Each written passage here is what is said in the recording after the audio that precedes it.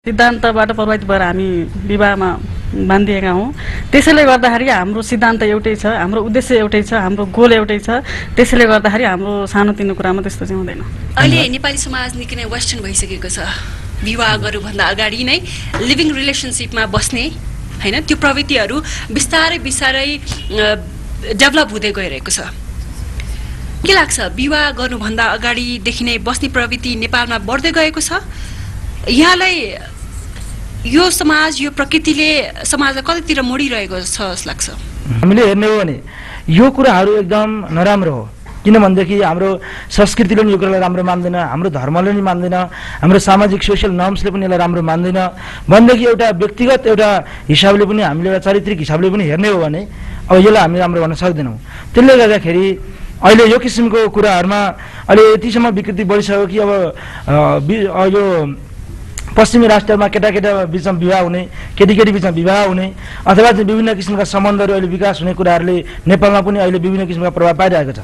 त्यसले गर्दाखेरि यो किसिमका कुराहरूलाई हाम्रो नेपालमा यसलाई अगाडि बढ्न दिनु हुँदैन। यसले हाम्रा रहेका जुन एउटा सामाजिक हाम्रा नियमहरू, सामाजिक एउटा चाहिँ नर्म्सहरू, हाम्रा चाहिँ एउटा नैतिकताका कुराहरू छन्, यसलाई बिगार्दै लैजान्छ। त्यसले गर्दाखेरि यसलाई हामीले रोक्नुपर्छ। यहाँ संविधान सभाका माननीय सभासद धनराज गुरुङ यहाँ पनि यहाँ हुनुभएको हुनाले म यहाँ उहाँ मार्फत सम्पूर्ण संविधान सभालाई पनि म अनुरोध गर्न चाहन्छु कि यो किसिमका कानुनहरूलाई हामीले कडा गर्नुपर्छ र यो किसिमको कानुन नेपालमा कडा रूपले ल्याएर यो किसिमका कुराहरूलाई पूर्ण रूपमा बन्देज लगाउनुपर्छ र हाम्रो नेपालको संस्कृति, नेपालको एउटा चलन, हाम्रो चाहिँ सामाजिक मूल्य मान्यतालाई हामीले चाहिँ एकदम बढावा दिएर यसलाई अगाडि लैजानुपर्छ र यसबाट मात्रै हाम्रो नेपालको आफ्नो परिचय, हाम्रो संस्कृति, हाम्रो समाज सधैँभरि रहन सक्दछ। हजुर, धन्यवाद। विवाह र परिवारलाई कसरी शान्ति र विकाससँग जोडेर हेर्न सकिन्छ होला त? मेरो जीवन ठ्याक्कै त्यही तपाईँले भनेको आन्सर हैन? हजुर, यो दुईटा जीवन त्यही देख्नु। म अविवाहित थिएँ। हामी दुईजना कस्तो भयो भने एउटै यस्तो, तर कोठा फरक, नट इन सेम रुम। म एकपल्ट कोठामा आएँ, मेरो सब फालिरहेको हुन्थ्यो। कोठामा सब वेल फर्निस पारेर आएको, छक्क परे कसरी भएछ यो। एकछिन एकदम आश्चर्य लाग्यो। पछि मैले गेस गरेँ कि सायद उसले होला भनेर। अनि त्यसपछि चाहिँ नि हाम्रो चाहिँ सम्बन्ध बढ्यो, लभ म्यारिज हो। अनि अब मलाई त एकदम लाग्यो कि यो चेन्ज हुने रहेछ जीवन। साथी पाएपछि जीवन चेन्ज हुन्छ। आफूलाई केही पनि मतलब थिएन, कहाँ फाले हुन्थ्यो, प्यान्ट फाले हुन्थ्यो, रुमाल फाले हुन्थ्यो, कोठा कहिले बढाएर हुँदैन थियो, 1 महिनासम्म बढाएर हुँदैन थियो, किताब छरेको, यस्तो जीवन थियो। उसले पुरा चेन्ज। त्यसपछि बिहा गरेपछि मलाई यस्तो भयो कि कसरी म बेटर हुने, कि मेरो रिस्पोन्सिबिलिटी बढ्यो। एकदम ट्रु फ्याक्ट हो। मैले उसलाई भने पछाडि एकदम राम्रो साझा म मेरो मनमा के लाग्यो भने मेरो जिम्मेवारी बढ्यो, मेरो वाइफ भयो, अब बच्चा हुन्छ। मैले उसको चाहिँ हेरविचार गर्नुपर्छ, टुरल डेभलपमेन्टको आइडिया। तुरन्त मैले चाहिँ अगाडि एकदम बाँझो जग्गा थियो, पोखरा क्याम्पसमा पढाउँथेँ, पुर्साङ क्याम्पसमा। आजभन्दा 40 वर्ष, 40 इयर्स बिफोर त्यहाँ पढाउँथेँ। हामीले तुरन्तै ब्यारल लाइनमा खन्यौँ। उसले पनि त्यो सबै घाँस सास निकाल्यो, हामीले काउली उमारेर देखाइदियौँ। सबले त्यो everybody learn from that. They grow there garden, beautiful garden. एकदम चेन्ज आयो, समाजमा चेन्ज आयो, रूपान्तर आयो। हामीले बिहा गरेपछि छोरी भयो, 1 चाइल्डको सिद्धान्त। मेरो छोरी मात्रै छ अहिले, मेरो छोरीको चाहिँ नाति नातिनी छ। त्यस कारण मैले के लाग्छ भनेदेखि विवाह एउटा शान्ति। यदि विवाह छैन भने उसको डिसअर्डर भयो परिवार। त्यस कारण I always suggest everybody to marry earlier. अलिकति चाँडै बिहा गर्नु है। त्यस कारण टाइमली बिहा गर्नुपर्छ, ढिलो गर्नु हुँदैन। किनभने चाहिँ हाम्रो जाने ग्रोथको लागि, हाम्रो व्यक्तित्व विकासको लागि एकदम आवश्यक छ। अब म पिएचडी गर्न गएँ, उसलाई पनि इक्वल हुनुपर्छ हामी दुईजना भन्ने मेरो यस्तो मान्यता छ। त्यो महिलालाई पछाडि पारेर आफू अगाडि बढ्नु चाहिँ हुँदैन भन्ने मेरो जहिले पनि मान्यता छ।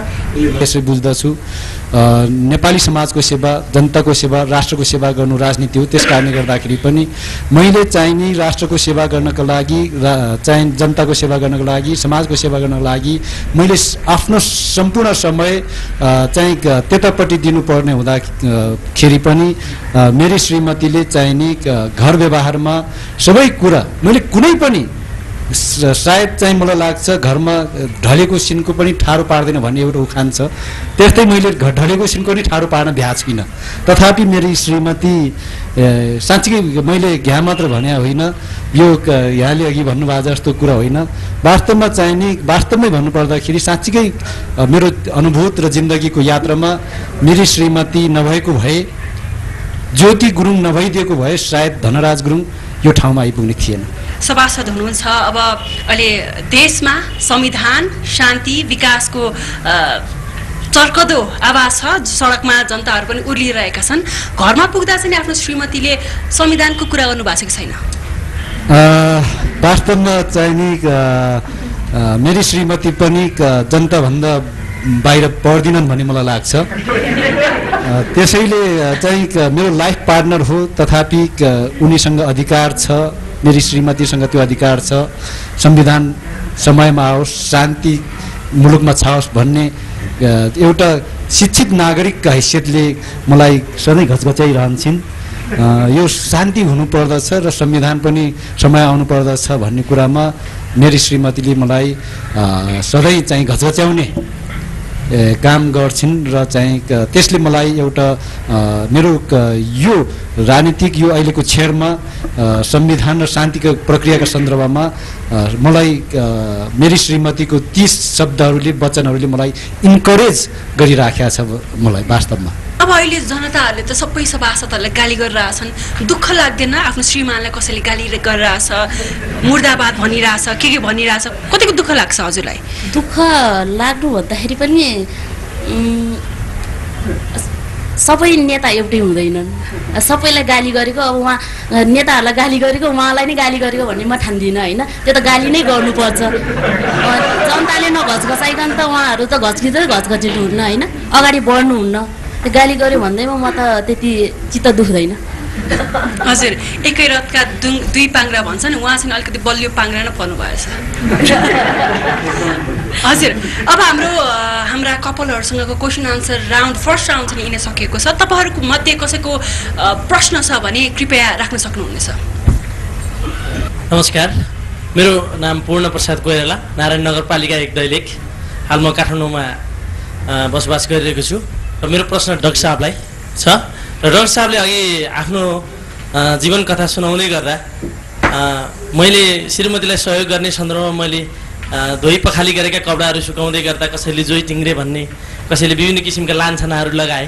त्यो अवस्था लगाउँदै गर्दा तपाईँलाई अझ श्रीमतीलाई सहयोग गर्ने, परिवारलाई अझ समृद्ध बनाउने परिवारलाई अझ समृद्ध बनाउनको लागि कुन कुराले प्रेरित गर्यो?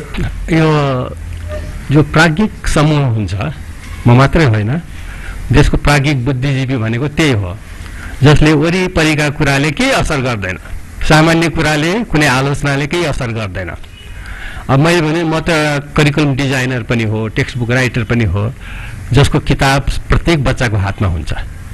नेपालले राज्यभरि जसको हातमा किताब हुन्छ, त्यस्तो म राइटर हो। प्रत्येक शिक्षकले त्यो किताब पढेको हुन्छ, प्रत्येक विद्यार्थीले पढेको हुन्छ। त्यहाँ अनेक गल्तीहरू हुन्छन्। ती सारा गल्तीका कुराहरू कसैले फोनबाट भन्छन्, कसैले हेर्दै भन्छन्, मैले सबैलाई सहर्ष स्वीकार गरेको हुन्छ। त्यस कारण बौद्धिक जमातले कसले के भन्छ भने कहिले पनि सुन्दैन। जसको एउटा मिसन छ, एउटा गोल छ, एउटा भिजन छ, त्यसले नचाहिने कुरा कहिले सुन्दैन। त्यस कारण त्यसले त्यो कुराले उसलाई प्रोत्साहित गर्छ, झन् राम्रो काम गर्न उत्प्रेरित गर्दछ।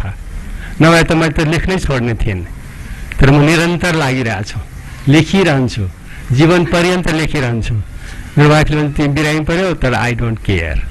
बिरामी सिरामी कहिले पनि भन्दिनँ। कहिले राति 12 बजे 1 बजेसम्म पनि पढिरहेको हुन्छु। I go on working, I never stop.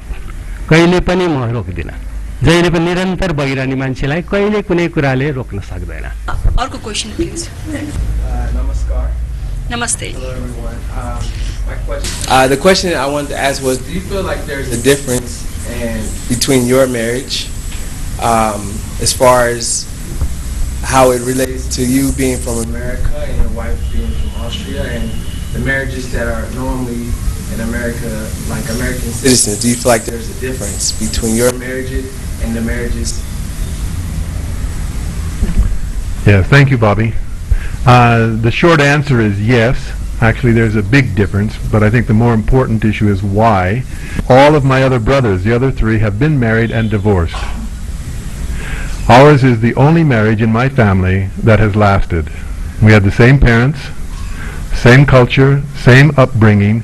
The only difference is that the emphasis and focus and education on marriage that Father Moon has given to us. That's the only difference that I can see. So when we went into marriage, it was not for ourselves or for our happiness or for our pleasure. Father Moon teaches that the beginning point of marriage is sacrifice. So the marriage commitment itself is a sacrifice. I'm going to commit myself to be faithful to this person for my whole life. That's a sacrifice. So we went into marriage willing to make this sacrifice, to make the marriage work. And I think my wife is the main reason why we've been successful. She told me that she had this commitment herself also, this willingness to make this commitment up front, this sacrificial commitment up front. I think that was the key. That comes from Father Moon's teaching about the importance of marriage. And yes, there's a big difference. I'll let my wife answer. Yeah, our marriage actually was, even our matching was also by Father Moon. And the first question my husband asked me at that time when we were matched was, how many years have you been a member of the Unification Movement? Because he felt if I had been a faithful Unification member, then I was able also to be a faithful spouse. So he was happy to hear I was already 5 or 7 years a member at the time when we were matched. Because Unification members, they don't smoke, they don't drink, they don't play around with other girls. My husband will not play around with other, will be faithful to me. And I cannot find such a committed husband any other place. So I was very confident, and I thought I got the best husband in the world, in my opinion. Thank you. Thank you very much. पक्कै पनि दर्शकवृन्द, तपाईले यो कार्यक्रमबाट universal piece federation नेपालले गरिरहेका कार्यक्रमहरूको बारेमा थाहा पाइसक्नुभयो होला। यस संस्थाका महासचिव श्री सन्तोष कुमार पौड्यालज्यूबाट परिवार र त्यसप्रतिको दायित्वको बारेमा उहाँ यसो भन्नुहुन्छ। आधुनिकता सँगसँगै अहिलेका विवाहित परिवारलाई थुप्रै चुनौतीहरू आएको छ र हामीले तथ्याङ्क हेर्दाखेरि, हामीले अहिले समाजमा खबरहरू हेर्दाखेरि यो बढ्दो देखिन्छ कि सम्बन्ध विच्छेदका कुराहरू, झैझगडा कुराहरू, दम्पतिहरू सँगै बस्न नसकेका कुराहरू थुप्रै सुनिन्छ। तर यो चुनौतीलाई पार गर्न सकेको खण्डमा वास्तवमा दम्पतिको बीचको समझदारी, परिवार राम्रो बनाउनको लागि जुन धैर्यता, जुन चुनौती जुन छ, त्यसलाई पार गर्न सकेको खण्डमा त्यो परिवारमा आउने समृद्धि, एकअर्कालाई हेरचाह गर्ने, त्यसपछि त्यो वातावरणमा जुन बच्चा हुर्कने, त्यो वातावरण फेरि पैसाले पनि किन्न नसकिने त्यो खुसी त्यहाँ पाइन्छ। त्यसले गर्दाखेरि यसबाट के सन्देश जाओस् भन्दाखेरि कि हामीले परिवार जुन भन्छौँ सजिलो छैन, तर त्यो चुनौतीलाई हामीले पार गर्नको लागि हामीले शिक्षा, हामीले प्रशिक्षित हुनुपर्छ। र यो जुन युनिभर्सल पीस फेडरेसन नेपालले परामर्श पनि दिने गर्दछ र यसले चाहिँ विवाह र परिवार कति महत्त्वपूर्ण छ भनेर नयाँ पुस्ताहरूलाई लगायत वास्तवमा हाम्रो नेपालमा रहेका सम्पूर्ण बुद्धिजीवी नेपाली जनतालाई यसले विभिन्न माध्यमबाट यसले आफ्नो चाहिँ सन्देशहरू दिइरहेको छ। विवाह र परिवार मानवीय जीवनका महत्त्वपूर्ण पक्षहरू हुन् र असल परिवार नै असल समाज, राष्ट्र र विश्व शान्तिको आधार हो। त्यसैले विवाह र परिवारको मूल्य मान्यतालाई बलियो बनाउनु र बढ्दो विकृति एवं विसङ्गतिबाट चोखो राख्न क्रियाशील रहनु हामी सबैको दायित्व हो। कार्यक्रममा सहभागी सबै दम्पतिहरूलाई धन्यवाद दिँदै युनिभर्सल पीस फेडरेसन नेपालको प्रस्तुति शान्ति र दिगो विकासमा विवाह र परिवारको महत्त्व कार्यक्रम हेरिदिनुभएका